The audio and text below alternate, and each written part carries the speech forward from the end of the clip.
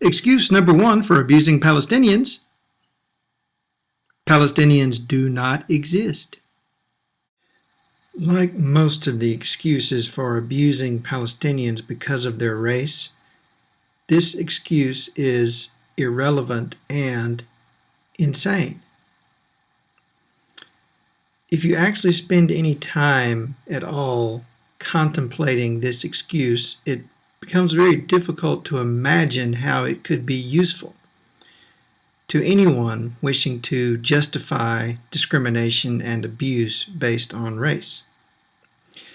Now, the fact is that Palestinians do exist, and they do have an identity which is not totally separate from their Arab identity, but which is real. And Palestine has existed for a very long time as a distinct entity which is not completely separated from the rest of the Arab world, but nevertheless does have its own identity. It's similar to, let's say, a state in the United States. And here is how you can quickly understand that this excuse is irrelevant and insane. If you were to say that Alabama is not a sovereign state or a sovereign nation, you'd be totally correct. Alabama is not a sovereign nation. Alabama is a state in the United States. However, because Alabama doesn't have its own currency or navy or president, that does not mean that Alabama does not exist. And that does not mean that you can march into Alabama and begin killing people and committing terrorist acts and then steal the homes of Alabamans, frighten them until they flee for their lives, and then never allow them to return. To suggest that Alabama and Alabamans do not exist and therefore stealing people's homes is okay is insane. It doesn't make a bit of sense. Excuse number two for abusing Palestinians: Arabs are bad and don't deserve human rights.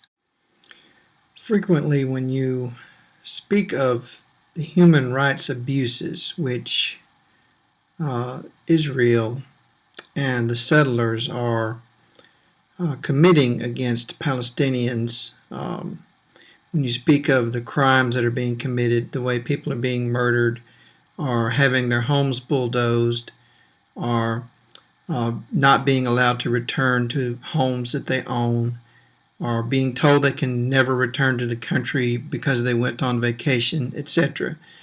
Never being allowed building permits, whole towns being either bulldozed or willfully ignored by the state with no services so that they can be strangled and starved. People being imprisoned in the West Bank and in Gaza merely because of their race. What you will hear is not really any sort of defense of these things, but actually just a demonization of the Arab race, or a demonization of Muslims, which is often associated with the Arab race. And, frequently people will demonize Muslims while claiming not to be racist. But almost always they will slip up and accidentally say Arab instead of Muslim. And when they say Arab, they will make a very generalized racist statement. Something that you would never dream of saying about Jews or African Americans or any other group. But you could say about Arabs, and it really flies under the radar. So this excuse, of course, is not really an excuse, but just open racism, which is, when they demonize the Arabs because of things that might have happened in the past, when they list every single crime that was ever committed in an Arab country. What they're really saying is, yes, we are abusing the Palestinians, but they deserve it. They are bad because they are the wrong race or the wrong religion. So excuse number 2 is really just racism. Excuse number 3 for abusing Palestinians: up is down, black is white. This one can take many different forms, and sometimes it's simply breathtaking in the mendacity of it. It's like someone peeing on your leg and telling you that it's raining, someone making the most absurd statement that you could imagine, flipping reality on its head, and then doggedly and persistently clinging to this falsehood and promoting it with seemingly the utmost confidence in the certitude and rightness of this ridiculous and laughable falsehood. I'll give you an example. For instance, in Gaza, where 1.5 million people are being imprisoned because of their race and their religion, and being rationed, their food is being rationed, and there was an official Israeli government document which detailed how they were going to ration their food and keep them on the edge of starvation without actually starving them to death, because that would attract too much attention.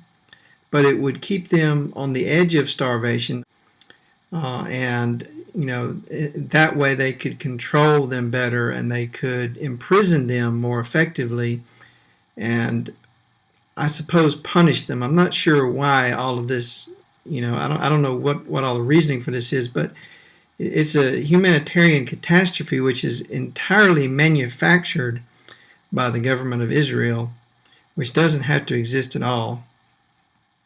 It's collective punishment. It's open war against a civilian population, and it's a crime against humanity. Now, when you accurately describe the situation, for instance, you might hear someone say that Gazans are the fattest people on earth, that they are lounging around in day spas and going to luxury shopping malls where they spend money that was given to them for free by the state of Israel on goods that was shipped into their luxury resort called Gaza for free by Israel. That is the sort of thing that kind of exemplifies this excuse number 3, which is to totally flip reality on its head and pretend that you believe with certainty that this complete, ridiculous, insane falsehood is true. Excuse number 4 for abusing Palestinians: there are other human rights abuses in the world. Excuse number 4 is actually an admission of guilt, and it's often a little comical. It's basically saying, yes, we're abusing the Palestinians, but there are other countries in the world who are also abusing people. So why are you not speaking out against them instead of Israel? And it's comical because they frequently assume that you will have difficulty condemning other human rights abuses. When you do not support human rights abuses in other countries, they will kind of frantically look around for ways to get you to support human rights abuses by Arabs or by Muslims or by other countries, China or Japan. Anything they can think of that you might not be aware of or that they think you might support, they will bring up in order to, try to prove that you're a hypocrite and that you don't really care about human rights abuses but only hate Israel or anti-Semitic or something like that, and that's the only reason why you care that they're abusing Palestinians. And so it's an admission of guilt, and if they can't find anything that you will support they will ignore it and quickly move on to some other argument.